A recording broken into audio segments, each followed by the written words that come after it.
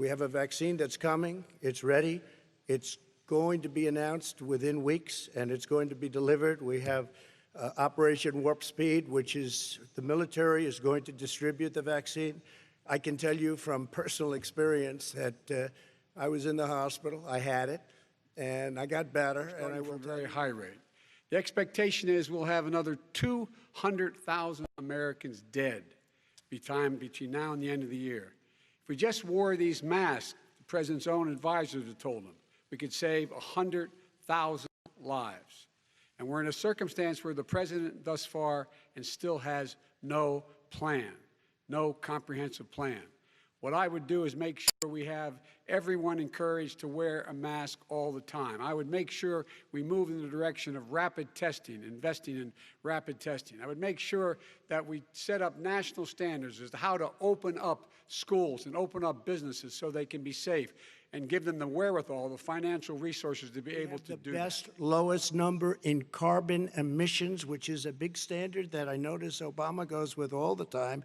Not Joe. I haven't heard Joe use the term because I'm not sure he knows what it represents or means, but I have heard Obama use it. And we have the best carbon emission numbers that we've had in 35 years under this administration. We are working so well with industry, but here's what we can't do.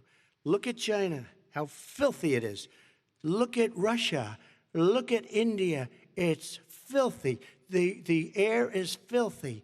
The Paris Accord, I took us out because we were going to have to spend trillions of dollars, and we were treated very unfairly. When they put us in there, they did us a great service. They were going to take away our businesses. I will not sacrifice tens of millions of jobs, thousands and thousands of companies because of the Paris Accord. A situation where we have foreign countries trying to interfere in the outcome of our election. His own national security advisor told him that what is happening with his buddy, I will.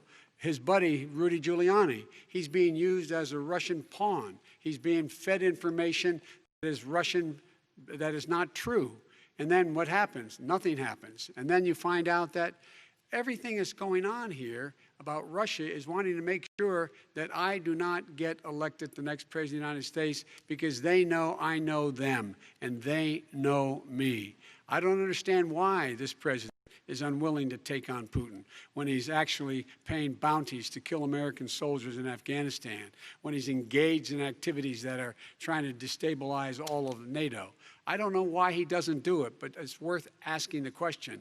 Why isn't that thing last night? I knew all about that. And through John Ratcliffe, who is fantastic, DNI, he said, the one thing that's common to both of them, they both want you to lose. There's nobody tougher than me on Russia.